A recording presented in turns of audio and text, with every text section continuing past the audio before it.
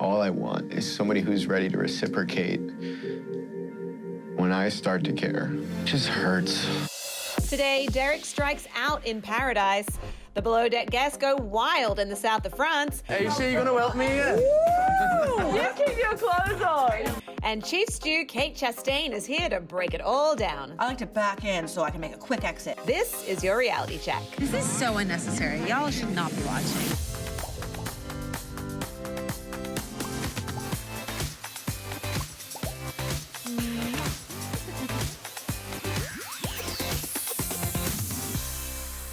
Hey everyone, welcome back from the long weekend. I hope you all had a fabulous time. I am your host, Lyndsey Rodrigues. Welcome to a new week and a new reality check. Today, I am joined by Below Deck's Kate Chastain. Welcome, Kate. Thank you. And our friend, People.com writer and reporter, Dave Quinn. Hey. Hello, my love. Hi. Did you guys have a good long weekend? We did, right? Yeah, I did. Oh, good. I'm glad to hear it. So you're nice and refreshed and ready. Ready for reality. Ready for the top 5.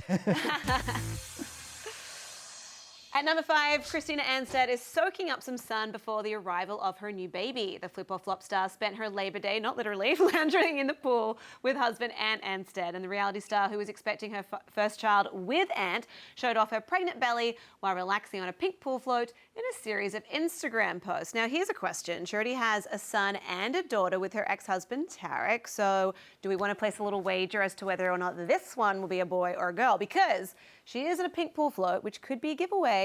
But then, Blue Whale, another giveaway. What do we think? I mean, what do you think? I'm going to double down on twins. Ooh. Twins! Yeah. And one of each, or boy? Yeah, one of each. One of each. Yeah. Well, that would That's be the kinda dream. cheating, yeah. I'm going to go with a girl. Girl? I have no insight into this whatsoever. Me either, but I think girl too. Girl. So, all right, $5 if... She looked very comfortable. That's how I wanted to look all weekend as well. Just with I my know. belly out. I into the know, pool. living the dream. All right, we'll have to wait and see. And we probably should have set how much we were going to bet before we went into that, but True. never mind. At number 4, the bond could not be stronger between Kim K and her daughter North. The Keeping Up with the Kardashian star posted on Instagram the two sharing a very sweet moment with a pinky promise. Pinky swear, we're besties for life, she captioned the photo. So at this point, all of the clan have kids except for Kendall, but she's still young, she has time. So do we think in 20 years' time, we'll still be keeping up with the Kardashians, the next generation, following the Kard-Jenner kids? Ooh, yeah. It's a machine, I think so, and I'd probably watch it. Yeah. I love it. I'm definitely going to watch it for sure. Yeah, I mean, by this point, they're all going to be on hoverboards and being able to, be holograms, and so they can be in more places than I hope once. so. Like, the future is female, and it's also very Kardashian. Yes, It's and also Kardashian. I believe that Kris Jenner will still be reigning over all of them. And she will not have aged. She will not have aged. They'll yet. look younger. Yeah, she probably will, Benjamin Unbelievable. Button style. At number 3, Bethany Frankel. She's amazing. She's jumping into action to help those affected by Hurricane Dorian. The former Real Housewives of New York star boarded a flight on Monday to join her Be Strong team in providing aid and disaster relief to communities affected in Florida and the Bahamas. In an Instagram story, she says, "My team is already at our warehouse pulling together all of our relief," and went on to urge her millions of followers to consider donating to her charity. Now, if you feel so inclined to do that, please go to bethany.com/bestrong to donate. So Dave, what more can you tell us about Bethany and all of her philanthropy? Because I think that she just really uses her platform and her resources for good. She does, and even though she's not returning to the Real Housewives of New York City last season, if you follow her on Instagram or Twitter, you will see this nonstop. I mean, she is really showcasing every single portion of her charity work that she does. Of her life. Of her life, yeah. You see literally everything. Yeah. She said that she wanted to take a step back away from the cameras, but I think that only meant the Bravo cameras. Yeah. Not her camera. And I watch all of it. Yeah. And it is great what she's doing. We filmed season 3 of Below Deck in the Bahamas where the storm was.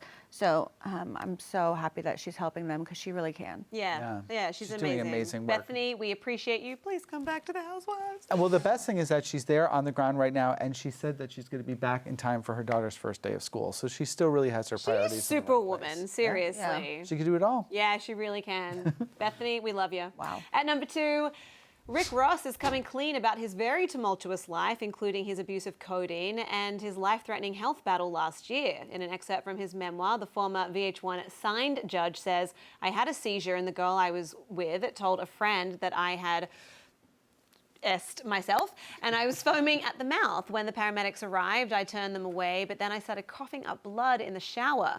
Now, when I went to the hospital, doctors discovered that I had aspiration pneumonia. So his book, Hurricanes, is out today, and as for why he's being so candid about his life, he says it's to inspire at-risk youth to dream beyond their circumstances, which is incredible. The rapper went on to tell people he no longer uses codeine and is living a much healthier lifestyle. Now, Rick actually told Janine Rubinstein, who wrote this story, that his life has essentially been like a movie. So do we think that Rick should be the next person to get a biopic? And if so, who should play him?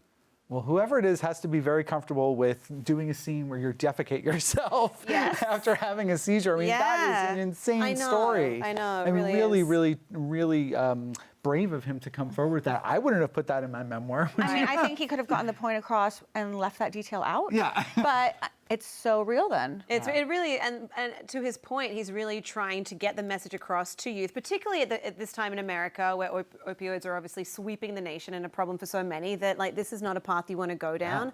And I love seeing these people use their platforms for good. Totally, So. and it's really a great message for kids. I think any actor could play him. I'm terrible at dream casting. I can't do it. Is that what it's called? I can't do it either, but I'll watch it. Yeah, I'll watch that I'll watch movie. the Hulu, the Netflix. Maybe he can play himself. I don't know. That's why they call him Rick Ross the boss. Yes. And at number 1, Bachelor Nation, get ready for another wedding as Bachelor in Paradise alum Kevin Wendt and Astrid Locke are engaged. Congratulations, you guys. The couple were actually here a few weeks ago, and when I asked them about a potential engagement, this is what they had to say. I feel like we talk about marriage and kids more than we talk about really getting engaged. Right. I think at this point, at our age, we're not dating just to date, so there's not really, I joke with him that I'd like to get engaged in my 20s, but realistically, there's no timeline. I have about 5 months left until the deadline, so I got a little bit of time left.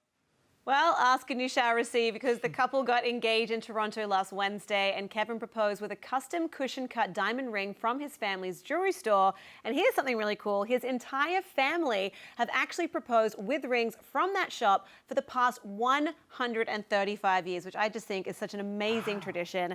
And Astrid told people, I feel like I pay attention to everything, and I had absolutely no clue. And she certainly didn't seem that she thought it was imminent when she was here just 2 weeks ago. So I have a question for you. We recently saw Crystal and Chris from Bachelor in Paradise get married in Paradise as an homage to where they met. Do we think that Astrid and Kevin will do the same thing or offer something a little more low-key? No, they're going to be like in the woods with family, down to earth. I think you might be right about that. Yeah, I mean, that's my instinct as well. I mean, look how kind of casual they are about this whole thing. They seem to have really rooted the entire proposal process in tradition. I think that they're going to do their own thing. I think so too. I really like this couple, so I have to say huge congratulations to them both, and I can't wait to see all the wedding details as they unfold. She's going to make such a beautiful bride. We are going to head to break, but when we come back, we are talking all about last night's episode of Below Deck Mediterranean. It was wild. There was cougars. Why wasn't I invited? Don't go anywhere. Control's not working. What did I say? How many people are on deck? Ah!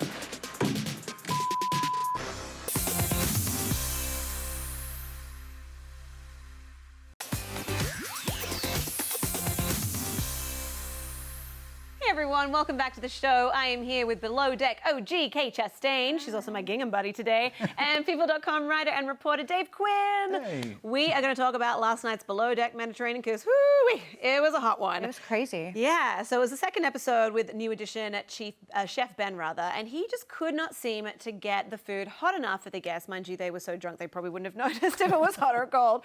Kate, now you've worked with Chef Ben before, so what was it like watching him struggle? Oh, it makes me sad, but I also think that it's a refreshing change because he's being very humble, but he still has his humor, he still has his accent, and he still has his crazy hair. So to see him with all those great things, but a little more humility was a nice change. Yeah, so do you think time away from the franchise has done him the world of good? He did Below Deck Regular, and he also did Below Deck Mediterranean. So he did 2 shows in 1 year, and that's just a lot. So I think he needed to take a little break. Yeah, I have to say it was just nice to see someone not microwave steaks the way that Chef Mila did. So Ben, thank you. Now also last night, Captain Sandy confronted Chief Stew of the Mediterranean, Hannah, about her very uninspired tablescapes. And Kate, you actually tweeted about this, saying, honestly, tablescapes are my favorite part of the job. I'm with you on that. I love a tablescape. Fun. I called this one Circus Glam. So tell me what you really thought about Hannah and her team's tablescapes this season, because this one, This is a lot. Is this Cinco de Mayo? Is this Thanksgiving? Is this Christmas? It's circus. There's popcorn because the guests were acting like circus animals. So it was like I was venting and like letting them. I enjoyed them sitting at a table that was inspired by them, and they didn't realize it. Right. But Hannah, she doesn't like doing tablescapes. She never has, and I never understood it. For me, it's like an outfit. Like the placemats are the jeans, and the napkin is the top, and the napkin rings the jewelry. Like I just love it. And it's something different when you're on a boat for 6 weeks. But it's a way to get creative. Yes. Yeah. I don't know why Hannah doesn't like them. So I don't either. You've never had a captain complain about your tablescapes at all? If there was a complaint, it was like, hey, okay, now do you really need all those live animals? Give it a break. Like, there's no room for the forks, Kate. Oh my goodness, you sound like me at Thanksgiving. We are twins and more than just gingham, it sounds like. Yes. We should start a company together. I know. We have gingham napkins. Yes! So done. cute for Done and done. We'll chat after I'm all the here show. for it. Yes. Yeah. Well, also on last night's episode, we saw the charter guests go really wild. It was almost like watching a crossover episode with one of the Housewife franchises, which, by the way, I think we should make happen. Check this out. That's not how I saw it. I don't care how you saw it. That's how it happened. So if you want to sit there and say, I didn't say. I don't even know. I don't care. I did nothing. No, I'm not going to come down. What you're doing to me is extremely unacceptable. Oh dear. Now, we had Captain Sandy on the show a few weeks ago. Dave, you were here when she was there, and she told us that there have been fights between guests before, and then Joao told us that there's been like bottles thrown at people. Ooh. So stuff obviously gets crazy on the high seas. Kate, what did you think of this confrontation? How did it kind of compare to ones that you've witnessed? I mean, when you're on a boat, you're in international waters and you're drinking a lot of alcohol as a guest. So you probably like kind of think you can get away with things, but that behavior was insane. It really was. Wild. People were, like, grown adults, right? And they were fighting over Captain Sandy, which is my favorite. I know. Listen, I get it. I was here on the couch with her. I get it. Yeah. I wanted all of Captain Sandy. She's a force. She's very charismatic, for sure. But that was intense. I mean, as a chief stew, what do you do in a situation like that to diffuse the situation and get back onto, smooth seas, so to speak? Honestly, if the guests are fighting, I just let it run its course because I've got things to do. And when guests are fighting with each other, they're not ordering drinks. It keeps them a little busy. Yeah. I remember last season there was a big fight on Below Deck, and you guys were kind of watching from the galley, laughing about it all. I mean, it was highly entertaining. Yeah. You're like by the door listening. There must be so much stuff as well that you see that you can't tell us about, like when the cameras aren't rolling because of NDAs and stuff. And especially on yachts that are not below deck as well. Lots, because that's the thing with yachts. It's privacy. That's why people rent them, so they can be away from photographers in the world. Yeah, so they can get up to no good. Well, in the Below Deck Season 7 preview, you have expressed a very strong opinion about hooking up while on a boat. Let's have a look. When you hook up with somebody on a yacht, you've got to choose wisely. Boat manses don't end. You have to ship out. So, Kate, in your opinion, how does one go about choosing a good below deck hookup? You gotta choose wisely. That's really what I mean, because you work with them and, okay, so the first time you hook up, it's like one night out drunk, whoopsies. Yeah. A second time, you're in a relationship at this point now. Yeah. It just moves so much faster than land romances. Yeah, like Jack and Asia, right? They're like together right now. They live together now. Yeah. I know, it just... In this much space. It really Do you think they'll expedites last? Do you think they have a chance? I mean, I think they're both gorgeous. Yeah. And I think they're a cute couple together, but I guess we'll have to see if it carries on after the boat, because that's when things get a little more real. It's Well, yeah, because then you're back in the real world and it's not all, you've got nothing in common. Yeah. But then anymore. also, Travis had slipped a note to one of the guests on the ship last night. Are there rules about hooking up with clients while they're on board? Yeah, it's frowned upon, and it's also frowned upon to slip them notes. Yeah. But people hook up the people on board, right? Well, last season, Hannah hooked up with one of the guests. Yes, she did, and he was cute. He was very cute. I don't blame her. Generally, the charter guests that would want to hook up with the crew are not ones that the crew would want to hook up with. Usually, the charter guests bring their own boyfriend, girlfriend, whatever. Yeah, gotcha. Yeah. But at the same time, I mean, you're at sea. Your options are limited. It's like dating in New York City. Well, Season 7 looks steamier than the weather in Thailand, which is where the season is shot, I'm told. And you even claim that Captain Lee hired the most attractive deck crew you've ever worked with. So tell us about the new deck crew, and when can I meet them? They're You are real so hot. thirsty. I love it. I mean, when you see these guys, they're so hot. Yeah. Yeah, I mean, their look at bodies. There's one deckhand, Brian. He looks like Wolverine with his shirt off. Even Captain Lee one night was like, did you see Brian with his shirt off? Yeah. I am here for it. I mean, October 7th cannot come soon enough. Now, your second stew and fan favorite, Josiah Carter, isn't back this season. I'm curious to find out what you think about him not returning. Obviously, I love working with him, but I think he's got a pretty good life. He's living in Palma de Mallorca in the Mediterranean. He's on a boat of his own every day drinking rosé, so I think he's pretty happy. Yeah. I will definitely miss seeing your friendship. The two of you were really funny on screen. He's funny, and he was a hard worker. Yeah, I loved him. But I guess they got to give you a little bit of hard time every single They're like, season, Kate's right? not struggling enough. Well, Take I mean, Josiah Chef Ben away. went away and came back, so maybe Josiah will decide in the future that the time is right for him to come back to the franchise. Sure, and then Only there's hope. Below Deck Med, which is right in his backyard. Exactly. Now, on a more serious note, I do have to ask you about Captain Lee and how he's doing since his son tragically passed away. Have you been able to speak to him? I speak to Captain Lee probably once a week at least. I mean, it's probably the most difficult thing any human can go through. He did sound in good spirits yesterday because he got a new car and he was taking it for a drive, and I think that was just helping him take his mind off things. Yeah, I mean, it's really hard. And to lose someone in such tragic circumstances after years of addiction as well. So, yeah, I obviously. thought you wrote a really beautiful note to him on Twitter after it went down and, after the news broke. And I mean, we had already talked a million times personally, but I think I just wanted to help him spread his message. yeah. It's really, really sad. He's such a strong guy. The thing about Captain Lee is we don't often see him. Like the softer side. Yeah, the softer side of him. Yeah. So just to hear that he's doing better. Yes, He is. feels and really obviously great. our thoughts continue to be with him during this really hard time. But in the meantime, I want to say a big thank you to you, Kate, for being here today, and Dave, of Pleasure. course. Obviously, you're both welcome back anytime. And make sure you tune into Below Deck Mediterranean Mondays at 9 p.m. on Bravo. And keep an eye out for the return of Below Deck, premiering October 7th on Bravo with apparently the hottest crew you've ever seen. We are going to take a very short break, and when we come back, we'll recap last night's Bachelor in Paradise. Guys, thanks again. Thank you. It was so fun. I'm not plan B. I am not plan B, bitch.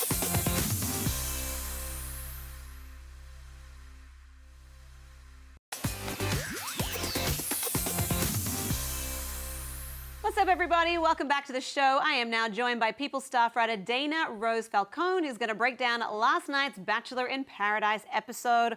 Dana, let's get straight to the chase. The most upsetting part of last night's episode was absolutely Tayshia breaking up with Derek. Let's have a look. I don't even know what I want at the moment. I'm being completely honest. But you're sure it's not me? If you can definitively say that to me, then I have to accept that.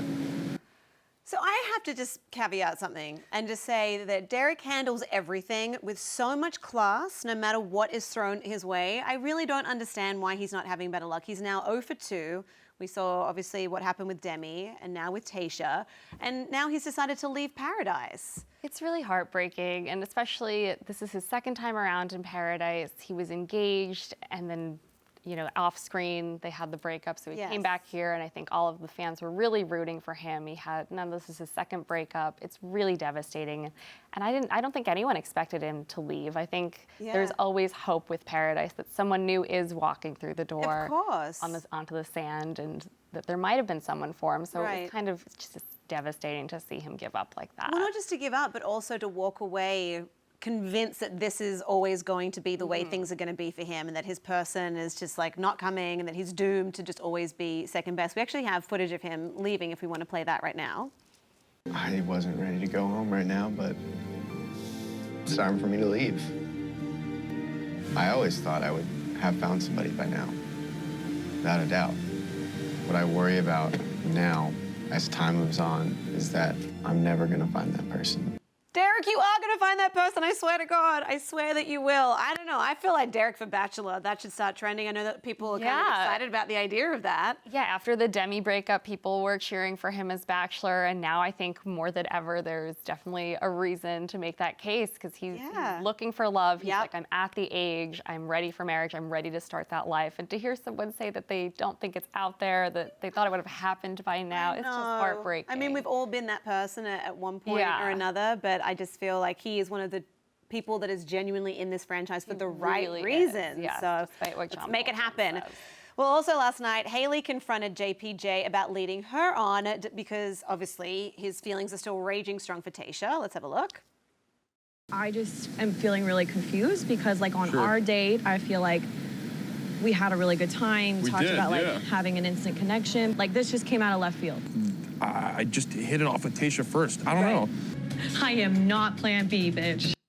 I love that. Hailey, girl power all the way. What did you think of JPJ's apology? A, did you think that he meant it? B, did you think he actually knew what he was apologizing for? No, I think he had no idea. I don't even think it was really an apology. He was just like, this is how I felt. And I feel like he's really just kind of moving through this experience and acting on his emotions as they come up. And I really do hope that he has something valid with Tayshia and that he is really willing to fight for it and that she also reciprocates those feelings. Right. 'Cause right now, we don't really know where she stands. I mean, she's told him to go and date other women, but he's taken that to mean not like, I'm not interested in you, but I want to build a stronger relationship. So go forth and plant your seed and then come back to me strong. Like, no, honey. Yeah, and I think Hailey definitely like made the case for, you told me that we connected instantly, you gave me the rose, and then she found out secondhand from Derek about JPJ's feelings for another woman. Exactly. She definitely had every right to stand up for herself there. Agreed. Well, she's feisty, she's gorgeous, so I think that she definitely will have options in Paradise as the season progresses, although we don't actually have that many weeks left, sadly, which is bad because I'm really addicted to this show. I know. And then, of course, we do have to touch on the Clay, Nicole, Angela love triangle because Angela showed up in Paradise last night, making Nicole a little bit nervous. Watch. But when I look over at his face, I mean, he clearly is like disturbed and shooken up. He's stressed, and I'm just really worried. Clay's way too good of a man to lose, and I am so ready to fight for this relationship. Absolutely. Well, Angela claims that she's not trying to be a drama person, but what do you think? Because when she walked down the aisle at Chris and Crystal's wedding, she looked like she came for drama. She definitely was trying to make a statement when she walked in at the wedding, but she told Nicole that she's not here to win back Clay or anything, and I really want to believe her. I hope that she is there to find someone new, to move on, not to win back her ex, not to create any drama and find something new. I believe her, but I don't know. Everyone on the beach seems to think that there's still something there's there. some ulterior motive there or something, some feelings that are left over. So I hope it doesn't blow up, but well, so you believe Angela, but do you believe that Clay is over? Like, do you think that he is committed to his relationship with Nicole, or do you think that Tayshia was right to call him out for not introducing her as his girlfriend? I think Tayshia was right for saying that he didn't introduce her as his girlfriend. I think that was definitely valid. And I think what Mike said during his date with Angela about how Clay said it was easier for him to get over the breakup because he never said, I love you. That was really interesting to me because maybe then Clay is saying that he's over it and that he feels like he's ready to move on. I think he's just shaken. No matter how over an ex you are, I think it's always tough for them to be in your face, especially 24/7 on the beach with cameras in your face as well. I think he's just flustered by the situation and he's trying to make heads or tails of it. And that's what we're going to see him navigate. Well, I am definitely rooting for him and Nicole. I think they're such a sweet couple. So they got my vote. Well, Dana, thank you so much for being here today. It is time for our very last break of the show. But when we come back, we've got another great moment from reality history. So stay tuned.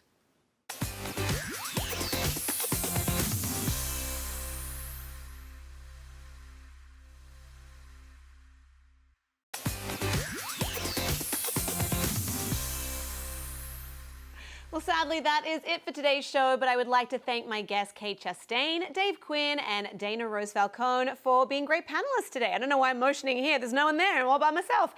Remember to follow @People on Twitter to watch the newest Reality Check episode streaming Monday through Thursday at 4:30 p.m. Eastern. To conclude today's show, I'm going to leave you with this rather regal moment from reality TV history. I hope you enjoy it, and I hope you've enjoyed the show today. I am Lyndsey Rodrigues, and I'll check you tomorrow. Bye. Whether it's Sir Disick, Lord Disick, Count Disick, becoming royal is really gonna get the respect that I deserve. In this 2012 episode of Keeping Up with the Kardashians, Scott Disick is desperate to earn the respect of his in-laws. I don't need to be walking around like I'm some peasant. I need to be walking around like royalty. Scott decides to buy himself a royal title. He's already in London, so all he needs is a few bucks and a few simple words. And be true to the Lord. To the laws of England and Wales. To the laws of England and Wales. And with the wave of a sword, Lord Disick is born. With this crown, I crown you Scott Disick, the new Lord of the Manor. Scott's shotgun lordship is one of the great moments in reality history, and I think we can all agree, long live Lord Disick. What's going on right now? This is not happening. Please arise, my lord.